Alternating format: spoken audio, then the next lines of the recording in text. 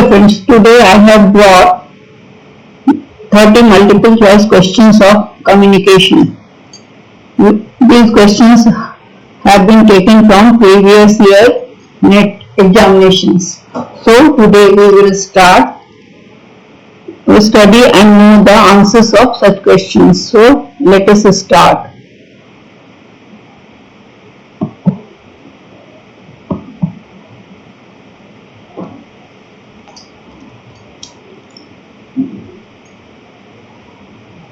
The questions are based on previous year's questions, that is from 2004 to 2018. So first question is, which of the following statement is correct? Communicator should have fine senses. जो communicate कर रहा है उसके senses fine होना चाहिए, मतलब वो होशो हवास में होना चाहिए. Communicator should have tolerance power, उसमें सहनशीलता होनी चाहिए. Communicator should be soft spoken, उसे मधुर भाषी होना चाहिए. Communicator should have good personality, उसका व्यक्तित्व अच्छा होना चाहिए. इसमें से चारों में से कौन सा स्टेटमेंट करेक्ट है? तो इसमें से पहला कि उसके सेंसेस फाइन होने चाहिए, मतलब वो होशो हवास में होना चाहिए. Question number 2. Level C of effectiveness of communication is defined as channel noise, semantic noise, and psychological noise. And last one is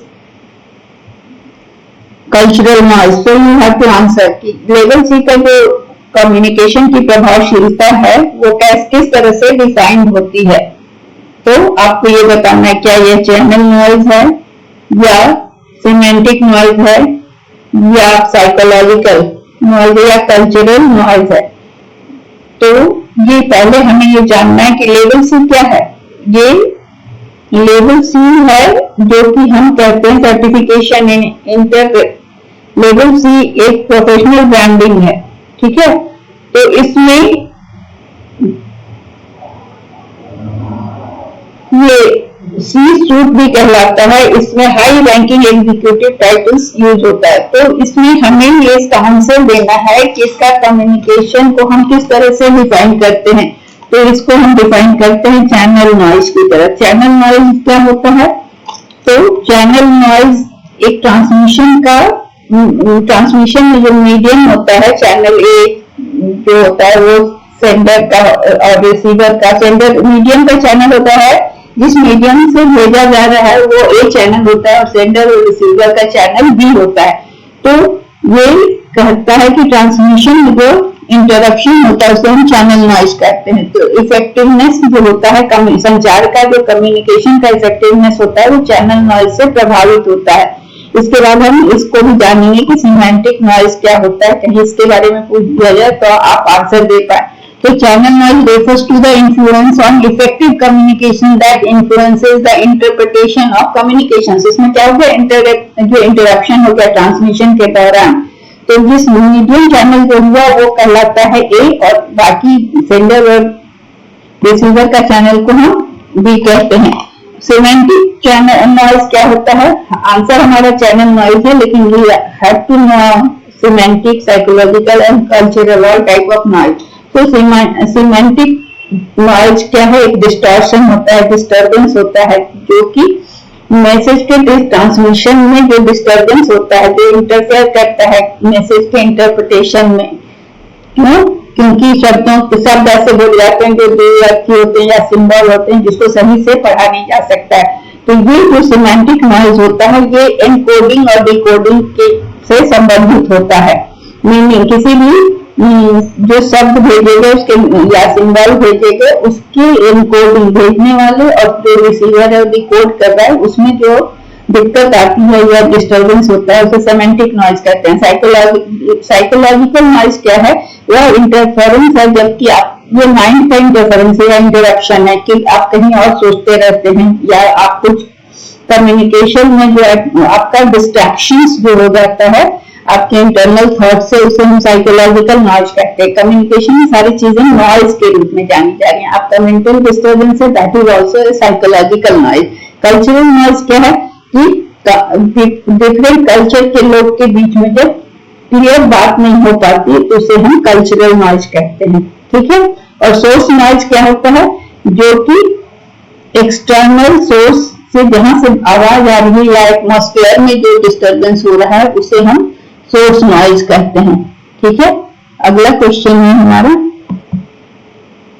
recording a television program on VCR is an example of time shifting, content preference, mechanical clarity और media synchronization, ठीक है। तो पहले इसका answer हम दे लेते हैं, फिर इसको हम देखेंगे। It is media synchronisation. क्या होता है, टेलीविजन का प्रोग्राम को जब हम VCR पे रिकॉर्ड करते हैं तो एक मीडिया से दूसरे मीडिया में हम क्या करते हैं, उसको जोड़ रहे हैं, तो इसे हम मीडिया सिंक्रोनाइजेशन करते हैं। तो इसका आंसर होगा मीडिया सिंक्रोनाइजेशन।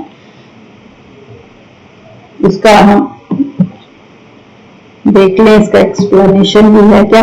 टाइम शिफ्टिंग क्या हुआ, टाइम शिफ्टिंग है कि shifting of a signal in time, मतलब सिग्नल जो आ रहा है एक मीडिया से दूसरे मीडिया में, तो उसको जब हम शिफ्ट करते हैं उसका टाइम, तो उसको टाइम शिफ्टिंग करते हैं। कंटेंट रेफरेंस क्या है, जो कंटेंट रेफरेंस परमिट करता है, क्या परमिट करता है कि कंटेंट का रेफरेंस जो है वो किसी भी जगह किसी लोकेशन का हो, उसका कंटेंट को हम ला सकते हैं। जैसे विदाउट नोइंग स्पेसिफिक ब्रॉडकास्ट हम उसको रिकॉर्ड कर सकते हैं, तो ये कंटेंट रेफरेंस।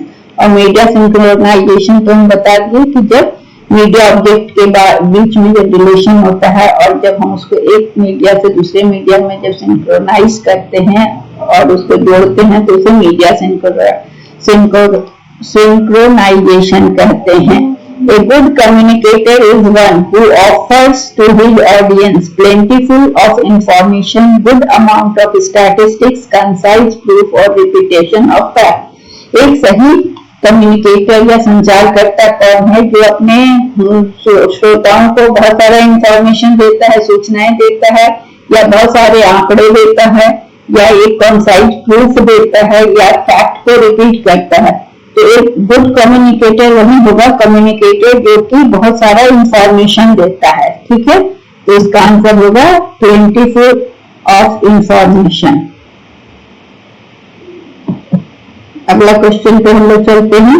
इस क्वेश्चन में इसलिए थोड़ा फास्ट चलेंगे, ठीक है। Network media exist interconnected social environment में, या इकोनॉमिक एनवायरनमेंट में, या पॉलिटिकल एनवायरनमेंट में, या टेक्नोलॉजिकल एनवायरनमेंट में। सामाजिक वातावरण में, आर्थिक वातावरण में, राजनीतिक वातावरण में, या तकनीकी वातावरण में नेटवर्क मीडिया आपस में जुड़े होते हैं, इंटरकनेक्टेड होते हैं। तो डेफिनेटली टेक्नोलॉजिकल तकनीकी वातावरण में ही मीडिया कंटेंट एक दूसरे से जुड़े होते हैं, उनको समाज से या आर्थिक कारणों से नहीं है। नेटवर्क मीडिया को टेक्नोलॉजी से मतलब है, इसलिए टेक्नोलॉजिकल एनवायरनमेंट में वो इंटरकनेक्टेड होते हैं। अगला क्वेश्चन है, transforming thought, ideas, message into verbal and non verbal science is referred as. अब आपका जो थॉट है या जो मैसेज है जो आप ट्रांसफर कर रहे हैं, जो आप अपने विचार भेज रहे हैं, अपने आइडियाज भेज रहे हैं, मैसेज भेज रहे हैं, या तो वर्बल में या तो नॉन वर्बल में। तो भेजने वाला जो होता है, वर्बल मतलब बोलकर, और नॉन वर्बल मतलब साइंस या सिंबल या किसी जरिए, किसी पिक्चर, मोशन पिक्चर या सिंबल के जरिए भेज रहे हैं। तो जो भेज रहा है वो एनकोडर कहलाता है। तो इसलिए इसका आंसर होगा एनकोडिंग। आपने जो भी भेजा, चाहे अपने थॉट, आइडिया, मैसेज को वर्बल या नॉन वर्बल रूप में जब आप भेजे तो इसको हम एनकोडिंग करते हैं। और जब जिसको मिलता है वो उसको डिकोड करता है, तो उसे डिकोडिंग करते हैं। तो चैनलाइजेशन क्या है, चैनलाइजेशन अभी हमने देखा यहाँ पर जो टर्म्स है, चैनलाइजेशन, मेडिएशन, डिकोडिंग, इसको हम लोग समझ लेते हैं। वैसे आंसर इसका एनकोडिंग है। तो चैनलाइजेशन का क्या मतलब होता है कि किसी भी बात का, कोई कम्युनिकेशन का पॉइंट टू पॉइंट, हर एक पॉइंट को शेयर करना कम्युनिकेशन मीडियम में, ठीक है। जैसे computer to computer, network transaction, the act of managing program, एक कंप्यूटर से दूसरे कंप्यूटर में भेजना, ये सब जो चीज होता है उसे चैनलाइजेशन कहते हैं, या कंप्यूटर में जो प्रोग्राम आता है उसको चैनलाइजेशन कहते हैं। मेडिएशन क्या है? मेडिएशन एक विधि है जिसमें कि parties discuss their disputes with the assistance of trained impartial third person. मतलब कोई मेडिएटर होता है और वहां पर जो पार्टीज होते हैं, इंटरनेट पे बहुत सारे पार्टीज होते हैं जिनका डिस्प्यूट होता है, या कोई भी व्यक्ति का जिसका डिस्प्यूट होता है और वो किसी तीसरे पार्टी के द्वारा उसे मेडिएट किया जाता है और वो अपने डिस्प्यूट को सॉल्व करने की कोशिश करते हैं। एनकोडिंग तो मैंने बताया कि अपने डेटा को आप किसी भी फॉर्म में भेजते हैं through process of turning thought into communication. Encoder medium use करता है फोन कॉल, ईमेल, मैसेज करके, फेस टू फेस करके अपनी बात आप किसी तक पहुंचाते हैं, तो उसे एनकोडिंग कहते हैं। और डिकोडिंग क्या हुआ? जो जिसको मैसेज मिला वो उसको समझता है और उसको इंटरप्रेट करता है। एनकोडर हुआ भेजने वाला, डिकोडर हुआ रिसीव करने वाला। ठीक है। अब अगला क्वेश्चन है, which of the following can be termed as verbal communication? कौन सा इसमें से चार ऑप्शन में से किसे हम वर्बल कहेंगे, बोलकर किया गया संचार? Doctor Sharma delivered the lecture in the classroom, signal at the cross road changed from green to orange, the child was crying to attract the attention of the mother, Deepak wrote letter to leave application for leave application. अब देखिए यहाँ पर verbal communication में क्या होगा कि जब एक बोलने वाला है तो अगला सामने कोई श्रोता भी होना चाहिए, तभी वो वर्बल कम्युनिकेशन हुआ। कम्युनिकेशन हमेशा दो व्यक्तियों के बीच में होता है, दो या दो से ज्यादा व्यक्तियों के बीच में। अकेले अपने आप कम्युनिकेशन, अकेला कम्युनिकेशन नहीं होता है। तो इसमें है प्रोफेसर शर्मा ने डिलीवर किया लेक्चर क्लासरूम में, तो क्लासरूम में सुनने वाला भी था, इसलिए इसका आंसर होगा ए। और ऑप्शंस को हम देखते हैं। Signal at the cross road तो अपने आप चेंज हुआ, वहां पर तो कोई वर्बल नहीं था, कोई बोलने वाला नहीं था। यहाँ बच्चा रो रहा है माँ का अटेंशन को अट्रैक्ट करने के लिए, बस मतलब माँ सुन नहीं रही है, ना रिस्पॉन्ड कर रही है कि हाँ अकेला बच्चा रो रहा है, तो ये कम्युनिकेशन नहीं हुआ। दीपक रोट लेटर, ये लिखित हुआ, तो ये अभी पहुंचा नहीं, तो आपस में दो कम्युनिकेशन नहीं हो रहा है, तो ये हो गया, इसका आंसर होगा A. Feedback of a message comes from, किसी भी मैसेज का फीडबैक जो आता है वो कहां से आता है? सैटेलाइट से। ठीक है। जब भी आप मैसेज भेजते हैं तो उसका आपका फीडबैक आता है वो सैटेलाइट के जरिए आता है। आगे मीडिया के थ्रू नहीं आता है, मीडिया और ऑडियंस भी मैसेज नहीं दे रहा है, मैसेज का फीडबैक कम्युनिकेटर भी नहीं दे रहा है, तो ये सैटेलाइट से ही आता है। अगला क्वेश्चन है, collection of information in advance before designing communication strategy is known as feedback, feed forward, research study और ओपिनियन पोल। किसी भी इंफॉर्मेशन को एकत्र करना, कम्युनिकेशन स्ट्रेटेजी को डिजाइन किए बिना किसी का ओपिनियन को कलेक्ट करना, तो जैसे इलेक्शन में वोट होने के पहले हम कलेक्ट करते हैं तो उसको क्या कहते हैं? ओपिनियन पोल करते हैं। तो ये फीडबैक नहीं हुआ, ये रिसर्च स्टडी भी नहीं हुआ और फीड फॉरवर्ड नहीं हुआ, बल्कि क्या हुआ? ये ओपिनियन पोल, हम लोगों के ओपिनियन को गैदर कर रहे हैं पहले। कोई भी कम्युनिकेशन स्ट्रेटेजी डिसाइड नहीं हुआ है, रिजल्ट नहीं आया है कि हम अनाउंस करेंगे। अगला क्वेश्चन है, communication with one self is known age group communication. नहीं, अपने आप से बात करना। ग्रेप वाइन कम्युनिकेशन, इसमें क्या होता है कि वो एक जगह से शुरू होकर सब, अभी हम इसको डिस्कस करते हैं, और खुद से बात करना जो होता है उसे हम इंटरपर्सनल हुआ एक दूसरे से बात करना, और इंट्रापर्सनल होता है खुद से बात करना, तो इसका आंसर होगा intrapersonal communication.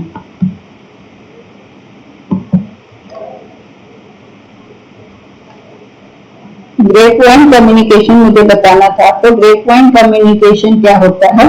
Grape wine communication जो है, पहले हम उसी पे चलते हैं।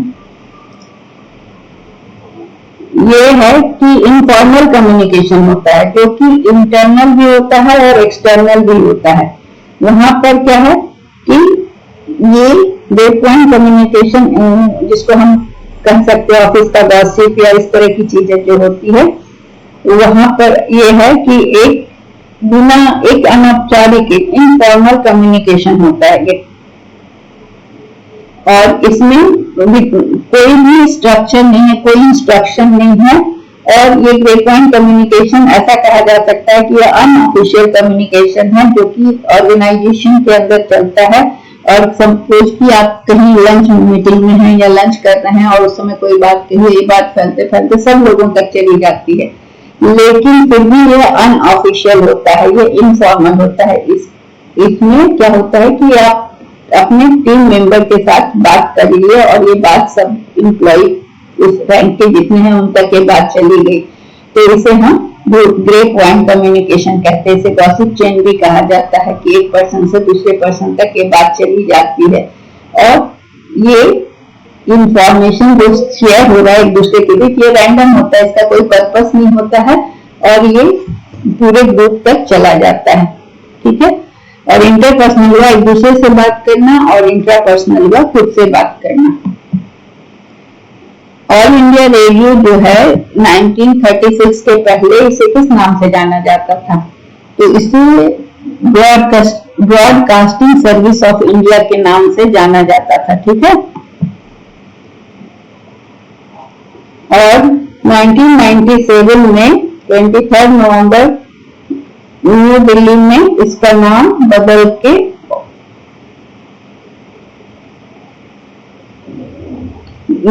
इसको बना दिया गया। 1997 में इसका नाम बदल गया। ठीक है। ऑल इंडिया रेडियो हो गया। उसके पहले ये 1936 के पहले ये नाम ब्रॉडकास्टिंग सर्विस ऑफ इंडिया के नाम से जाना जाता था।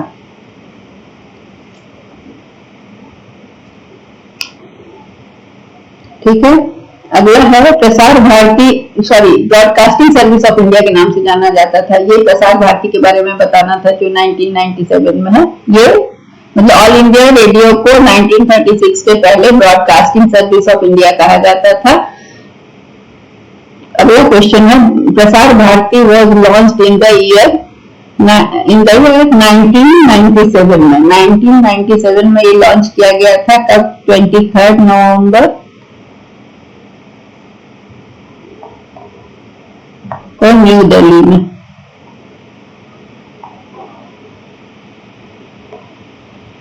ठीक है।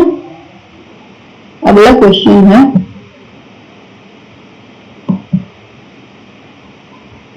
community radio. Community radio is a type of radio service that caters to the interest of local audience, education, entertainment or news. Community radio जिसे नाम से ही क्लियर है कि समुदाय के लिए रेडियो है, जो इस तरह का रेडियो सर्विस है जो कि लोकल ऑडियंस के लिए होता है। इसमें कोई कमर्शियल नहीं होता है, कोई विज्ञापन नहीं होता है। ये सिर्फ लोकल जो पब्लिक होती है उनकी जरूरत के हिसाब से ये ब्रॉडकास्ट करता है।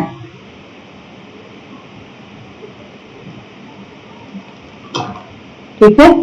अगला क्वेश्चन है output. Output is a part of intrapersonal communication, mass communication, group communication, interpersonal communication। तो आउटपुट एक सोशल नेटवर्किंग साइट था जो कि गूगल के आया था और गूगल के द्वारा ही ऑपरेट होता था। ये 2004 24 इंटरपर्सनल कम्युनिकेशन है, और ये है लोकल ऑडियंस, और ये 2004 24 जून को ओपन हुआ था, और 30 जून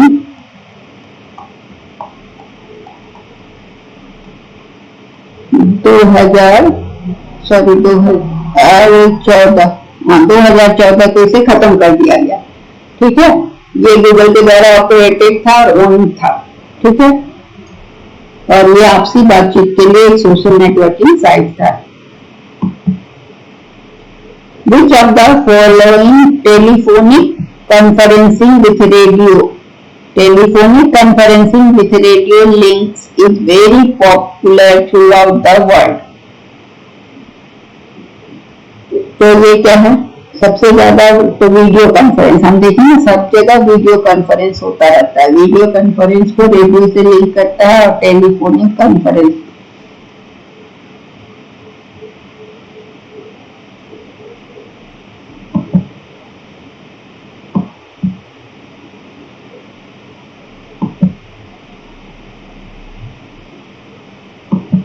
ठीक है। उसका एक क्वेश्चन छूट गया है इसमें।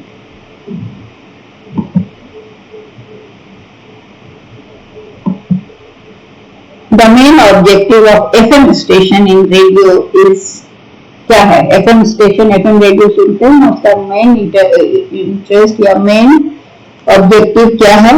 इसका मेन ऑब्जेक्टिव है entertainment, information and interaction.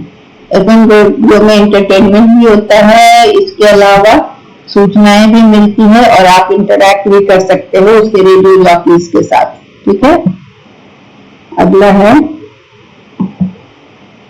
In communication chatting in internet age. आप इंटरनेट में जो चैटिंग करते हो एक दूसरे से, उसे क्या कहते हैं? वर्बल कम्युनिकेशन, आप बोलते हो, जरूर कभी आप वॉइस से भी सुन सकते हो, बोल के भी। नॉन वर्बल नहीं। Parallel communication, grapevine communication. हमने बताया कि ग्रेपवाइन कम्युनिकेशन क्या होता है, किसी भी इंस्टीट्यूट, किसी भी संस्था के अंदर चलने वाले गॉसिप बातचीत जो एक आदमी से फैलकर पूरे ग्रुप में फैल जाती है, उसे ग्रेपवाइन कहते हैं। तो ये क्या है, ये पैरेलल कम्युनिकेशन है, क्योंकि आप इधर से बात कर रहे हो, उधर से भी वो इंटरनेट पर आपसे बात कर रहा है, तो दोनों लोग साथ साथ बात कर रहे हैं, इसीलिए समानांतर बातचीत हो रहा है, समानांतर संचार हो रहा है। क्योंकि जब भी आप इंटरनेट पे चैटिंग करते हो तो उधर जिससे भी चैटिंग करोगे उसका भी इंटरनेट खुला होना चाहिए, तभी चैटिंग होती है। अगला क्वेश्चन है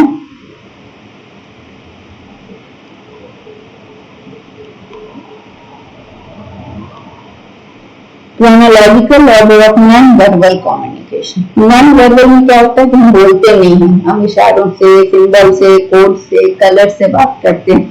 तो इसका क्रोनोलॉजिकल ऑर्डर क्या होगा? इसका पहला होगा पहले साइंस, फिर सिंबल्स, फिर codes and colours. So non verbal communication का क्रोनोलॉजिकल ऑर्डर सीक्वेंस में होता है, साइंस पहले, फिर सिंबल्स, फिर कोड्स एंड कलर्स, SSCC, याद रखिएगा। Parallel communication is the transmission in which multiple parallel links are used to transmit each bit of data simultaneously। Grapevine तो बता दिया कि इनफॉर्मल टॉक है जो कि बहुत पूरे ऑर्गेनाइजेशन में बहुत तेजी से फैलता है और गॉसिप है ये। Question number 19, which of the following statement is not connected with communication. इनमें से कौन सा स्टेटमेंट संचार से जुड़ा हुआ नहीं है? मीडियम इज मैसेज, ठीक है। The world is an electronic cocoon, अभी सब ये कम्युनिकेशन से जुड़ा हुआ। Information is power, telepathy is technological, यहाँ पर आ गया। टेलीपैथी क्या होता है? जब हम कुछ सोचते हैं और वो दूसरे के साथ भी वही सोच आ जाती है, या वो भी वही सोचता है, जिसे हम कहते हैं टेलीपैथी। किसी को याद करो वो आ जाता है, तो इसे हम टेलीपैथी कहते हैं कि ये टेक्नोलॉजिक नहीं है, ये टेक्नोलॉजिकल नहीं होता है। ठीक है। Communication becomes circular when the decoder becomes encoder,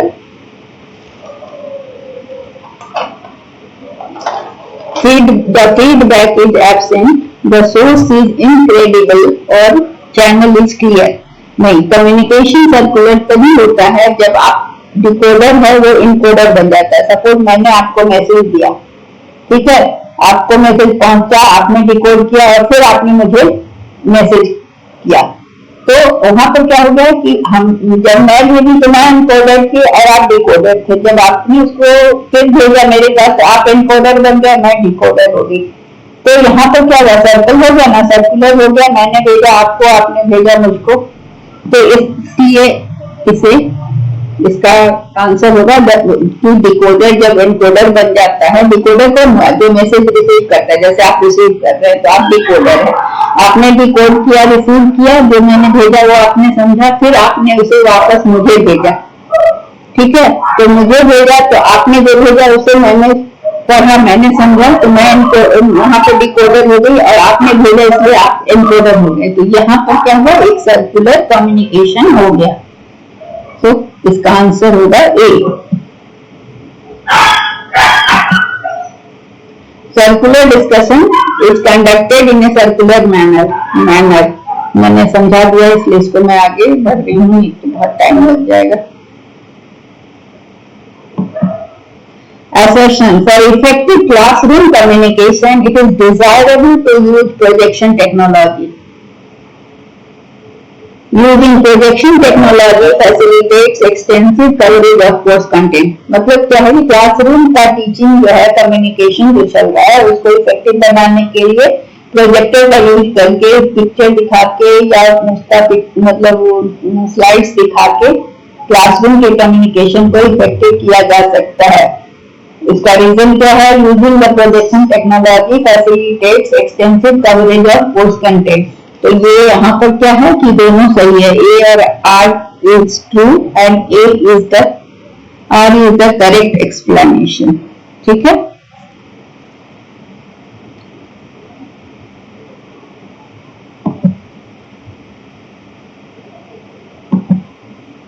In communication, a major barrier to reception of message is, संचार में सबसे बड़ा बैरियर क्या है, बाधा क्या है मैसेज को रिसीव करने में? Audience attitude, audience knowledge, audience education, audience income. तो क्या है इसमें सबसे बड़ा बैरियर है ऑडियंस का नॉलेज, ठीक है, कि वो क्या समझ रहा है, आप जो भेज रहे हैं मैसेज वो उसको समझ पा रहा है कि नहीं।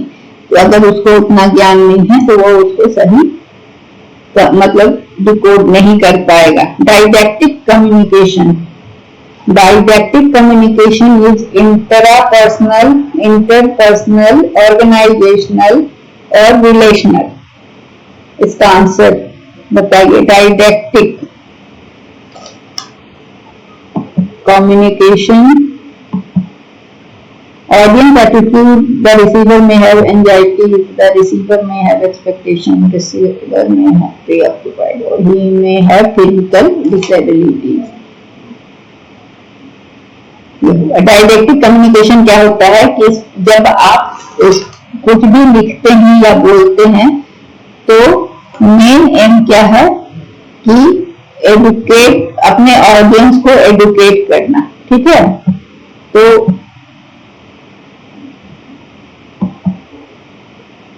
डायरेक्टिव कम्युनिकेशन में क्या होता है कि आप इंटरपर्सनल होता है, क्योंकि आप कुछ भी कम्युनिकेट कर रहे हैं, लेक्चर दे रहे हैं, पढ़ा रहे हैं, ठीक है। तो जब आप पढ़ा रहे हैं, बता रहे हैं, तो उस समय आपका जो अप्रोच होता है उसको हम कहते हैं, मतलब उससे आपकी लर्निंग होती है या नहीं होती है, इसलिए हमें डायरेक्टिव में क्या होता है, पढ़ाने का होता है, तो इसीलिए ये एक दो व्यक्तियों के बीच होता है, इसलिए इसे इंटरपर्सनल कहा जाता है। और इसमें जो हमने देखा क्वेश्चन कि in communication major barrier to reception of message is, इसमें ये और इसकी ऑडियंस एटीट्यूड, इसका आंसर होगा audience attitude. So let me correct it.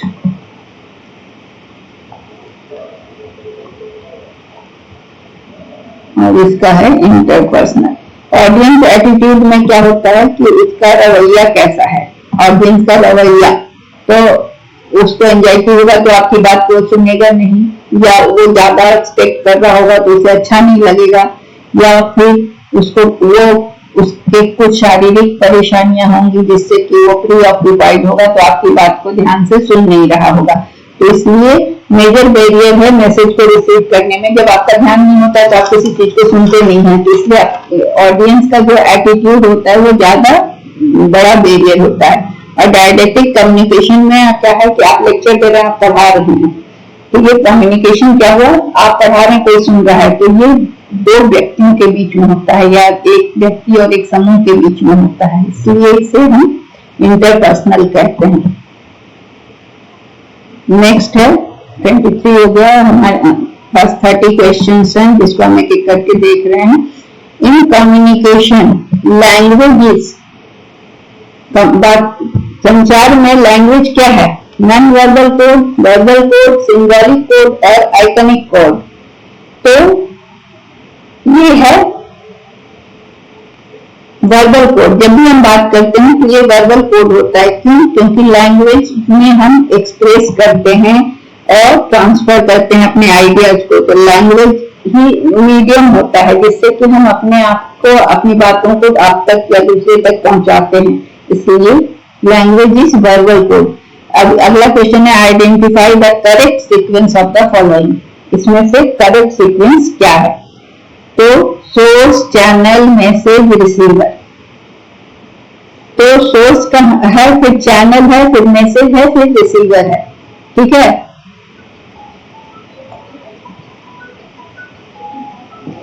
Source, channel, message, receiver में हम सोर्स जहां से शुरू हुआ, चैनल जिसके थ्रू गया, मैसेज, रिसीवर जो रिसीव करने वाला हुआ, ठीक है। तो इसका आंसर होगा ए।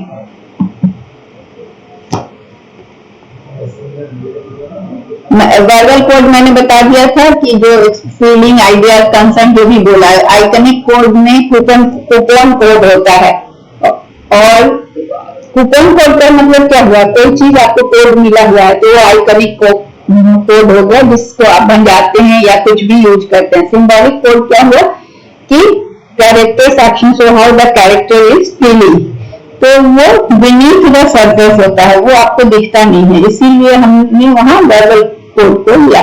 इंफॉर्मेशन सोर्स क्या है, जो कि मैसेज को प्रोड्यूस करता है, ट्रांसमीटर, वो मैसेज को सिग्नल में डालता है। देखिए इसमें क्या है, source, channel, message, receiver.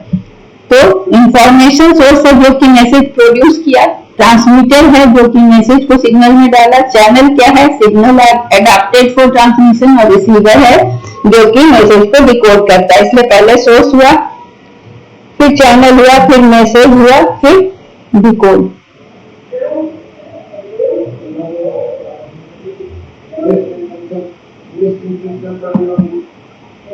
Receiver हो गया, डिकोडर, मैसेज, सोर्स, चैनल, ये सीक्वेंस हमने समझा दी, ठीक है।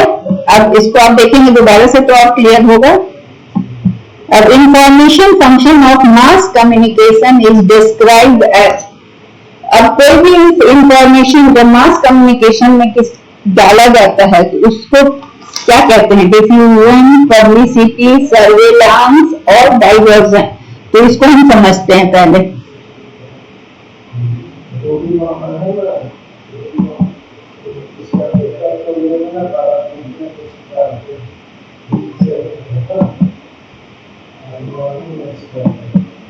तो डिफ्यूजन मतलब होता है कि डिफ्यूज करना, मतलब बहुत तेजी से फैलना, पब्लिसिटी में प्रचार करना, जहाँ पर इंटेंशनल होता है। सर्विलांस क्या होता है, मास कम्युनिकेशन में जब भी हम कोई चीज करते हैं, इंफॉर्मेशन को एक्सचेंज करते हैं, जिसको अतुल्यकालिक माध्यम भी कहते हैं, तो उसे हम सर्विलांस कहते हैं। सर्विलांस, इसका आंसर होगा सर्विलांस। उसमें क्या है कि इसमें information function of mass communication जो है वो होगा सर्विलांस, जहां पर हम ऊपर से नजर रखते हैं।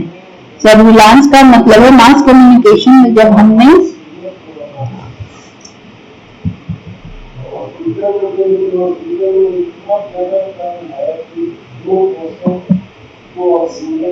सर्विलांस क्या है, monitoring of the behaviour, activities and other changing information usually of people for the purpose of managing work and directing and protecting। CCTV से क्या होता है, क्यों लगाया जाता है? क्योंकि हम लोगों के ऊपर, सर्विलांस का मतलब हुआ कि ऊपर से वॉच करना। तो घर में भी सीसीटीवी लगा होता है, क्यों? क्योंकि हम किसी का बिहेवियर, एक्टिविटीज या कोई भी इंफॉर्मेशन को हम देखना चाहते हैं, उसको यूज करना चाहते हैं, ताकि हम अपने घर की सुरक्षा को मैनेज कर सकें। या जहां भी सीसीटीवी लगा रहता है वहां कुछ भी एक्टिविटी होती है तो उसको कंट्रोल करने के लिए सर्विलांस की जरूरत होती है। डिफ्यूजन क्या होता है? डिफ्यूजन एक प्रोसेस है कम्युनिकेशन का, जिसके थ्रू नया आइडिया, टेक्नोलॉजी, प्रोडक्ट को स्प्रेड किया जाता है, किसी सोशल सिस्टम में उसका प्रचार किया जाता है थ्रू कम्युनिकेशन चैनल। डाइवर्जन क्या है कि कम्युनिकेशन का बैरियर को हटाना।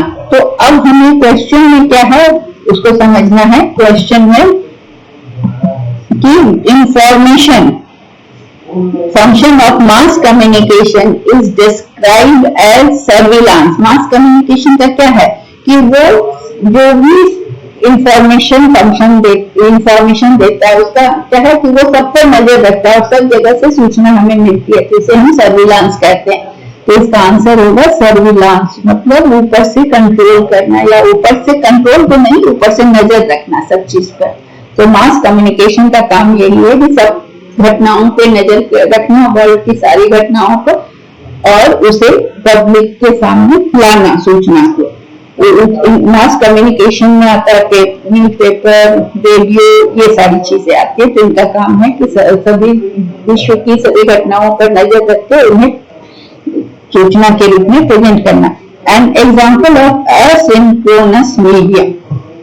एसिंक्रोनस मीडियम का मतलब क्या होता है कि जब इंडिपेंडेंट कोई भी सूचना दी जाती है, एक्सचेंज की जाती है, और लाइक ईमेल, ऑनलाइन, इस तरह का कोई चीज होता है, या न्यूज़पेपर के जरिए कोई चीज आता है। एसिंक्रोनस का मतलब हुआ अतुल्यकालिक माध्यम। अतुल्यकालिक माध्यम का मतलब हुआ कि जिसका प्रयोग हम अपनी सुविधा के अनुसार, अपने पेस पर, अपनी गति से यूज कर सकें, जिस सुविधा को, उसे हम एसिंक्रोनस मीडियम कहते हैं। तो इसमें ये रेडियो, टेलीविजन, फिल्म और न्यूज़पेपर में क्या है कि हम न्यूज़पेपर को भी जब चाहें अपनी सुविधा के अनुसार पढ़ सकते हैं। आज या सुबह न्यूज़पेपर तो कोई जरूरी नहीं है कि हम उसे तुरंत पढ़ें, इसे हम शाम को भी पढ़ सकते हैं। तो ये या ईमेल्स हुआ या ऑनलाइन जो भी चीजें होती हैं जिसे हम अपने हिसाब से पढ़ सकते हैं। रेडियो में क्या है कि जब ब्रॉडकास्ट हुआ तभी सुनना होगा। टीवी में भी यही है कि एक बार जब वो पार हो गया तो फिर उसे हम तुरंत नहीं देख सकते हैं। फिल्म के साथ भी वही है कि फिल्म जब चली तो चली, फिर बाद में, अब हालांकि हम फिल्म रिकॉर्ड करके दे सकते हैं, लेकिन एसिंक्रोनस मीडियम में न्यूज़पेपर ही है जिसे हम जब चाहें पढ़ सकते हैं अपनी गति में, जैसे कि ईमेल को भी हम जब चाहें देख सकते हैं।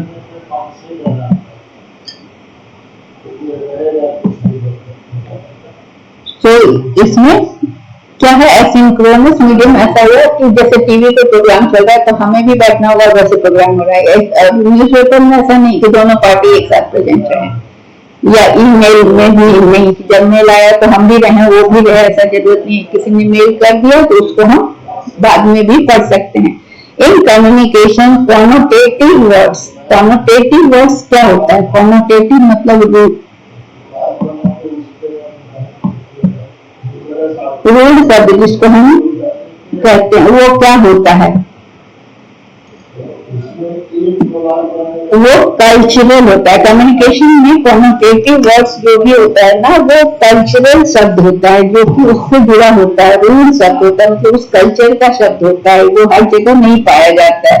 तो connotative words are cultural. A message beneath a message is labelled as subtext. मतलब क्या है? एम्बेडेड टेक्स्ट का इसको हमने इसको एक्सप्लेन किया है, उसे हम देख लेते हैं फिर आपको समझाते हैं। कॉनोटेशन क्या है? कॉमनली अंडरस्टूड एज कल्चरल और इमोशनल एसोसिएशन। इसलिए रूल किसी कल्चर का जुड़ा हुआ शब्द जिसे हम फ्रेज या वर्ड, वो उसी कल्चर से ही जुड़ा होता है, उसी कल्चर के अर्थ में समझेंगे तो हम उसका मतलब समझ सकते हैं, उसका लिटरल मीनिंग तभी होगा। कॉनोटेशन पॉजिटिव भी होता है, नेगेटिव भी होता है, वो इमोशनल कनेक्शन से जुड़ा होता है। और एम्बेडेड टेक्स्ट जो अभी हम देख रहे थे, तो एम्बेडेड टेक्स्ट का मतलब होता है कि सारा एक्चुअल कैरेक्टर्स जो कि किसी भी फाइल में है, एम्बेडेड मतलब जितना एम्बेड किया गया है, लगाया गया है, जितना यूज किया गया है एक्चुअल। इंटरनल टेक्स्ट क्या है कि सीक्वेंस और क्रोनोलॉजी किस तरह से वो सीक्वेंस में चल रहा है। इंटर टेक्स्ट है कि एक टेक्स्ट का दूसरे टेक्स्ट के अंदर रेफरेंस, ये बिटवीन टेक्स्ट में जो रिलेशन होता है उसको बताता है, 2 शब्दों में या 2 वाक्यों में। या सब टेक्स्ट क्या है कि किसी भी क्रिएटिव वर्क में जो कि लिखा हुआ नहीं है, ना अनाउंस किया हुआ है, ना बाह्य रूप से पता चल रहा है, ऑथर ने नहीं बताया, लेकिन वो उसमें इम्प्लिसिट है, मतलब कि कुछ चीज ऑब्जर्वर समझ जाता है, वो अनस्पोकन होता है, वो बताया हुआ नहीं होता है, कैरेक्टर का मोटिव पता चल जाता है। सपोज कि लिखा है कि character moving here and there, he is moving to and fro fastly, और यहाँ ये लिखा हुआ नहीं है कि वो बहुत चिंता है में है या परेशानी में है या टेंस है और इस तरह से टू एंड फ्रो चल रहा है। लेकिन सब टेक्स्ट से पढ़ने वाले को समझ में आ रहा है कि he is disturb, so he is walking to and fro so rapidly, है ना। तो इसे हम कहते हैं सब टेक्स्ट। तो ए मैसेज बीनीथ ए मैसेज, एक मैसेज के अंदर मैसेज छिपा हुआ है कि वो बहुत तेजी से चल रहा है, टू एंड फ्रो बहुत तेजी से भाग रहा है, बेचैन होकर भाग रहा है, लेकिन उसकी बेचैनी, बेचैन शब्द नहीं लिखा हुआ है, तो आपको वो पढ़ने वाले को समझ में आ जाएगा कि वो बेचैन है, अंदर से डिस्टर्ब है, इसलिए वैसे कर रहा है, इसे हम सब टेक्स्ट कहते हैं। ठीक है, तो इसका आंसर को हम टिक करें।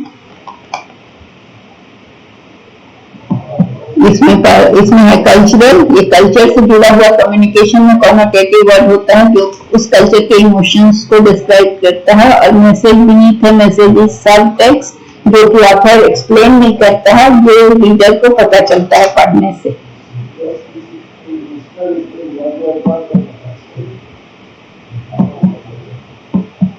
अगला है in analogue mass communication stories are. Analogue में मास कम्युनिकेशन के जो स्टोरीज होती हैं वो क्या होती हैं, किस तरह की होती हैं। यह मास कम्युनिकेशन के श्रोताओं को संदेश स्थानांतरित करता है, स्थानांतरित ट्रांसफर करता है। ये मास कम्युनिकेशन के जो भी श्रोता होते हैं ना, वो उनको ये संदेश स्थानांतरित करता है, ट्रांसफर करता है, और जो भी करता है वो स्टैटिक होता है, वो डायनेमिक नहीं होता, स्थिर होता है, इसलिए इसका आंसर होगा स्टैटिक। मास कम्युनिकेशन जो भी ट्रांसफर करता है संदेश, वो स्टैटिक होता है और वो रैखिक और स्थिर होता है, इसलिए इसे एनालॉग मास कम्युनिकेशन में एनालॉग स्थिर होता है। एनालॉग का मतलब क्या हुआ, एनालॉग का मतलब होता है सेल्फ, डायलॉग में 2 होता है, इसलिए ये स्थिर होता है। So that's all. I hope कि ये आपके लिए इंपॉर्टेंट होगा। एनालॉग कम्युनिकेशन क्या है, डाटा ट्रांसमिटिंग टेक्निक, उसमें डाटा ट्रांसमिट किया जाता है जिसमें कि कंटिन्यूअस सिग्नल्स का यूज होता है डाटा को ट्रांसमिट करने के लिए। इसमें वॉइस का भी यूज होता है, इमेज का भी और वीडियो का भी। तो इसमें इंफॉर्मेशन सिग्नल क्या है, ए पॉइंट से बी पॉइंट में भेजा जाता है और उसे एनालॉग सिग्नल कहते हैं। जैसे speaking someone over the telephone, landline phones और ऑडियो टेप्स, इसको क्या कहते हैं, स्थिर चीज है ना।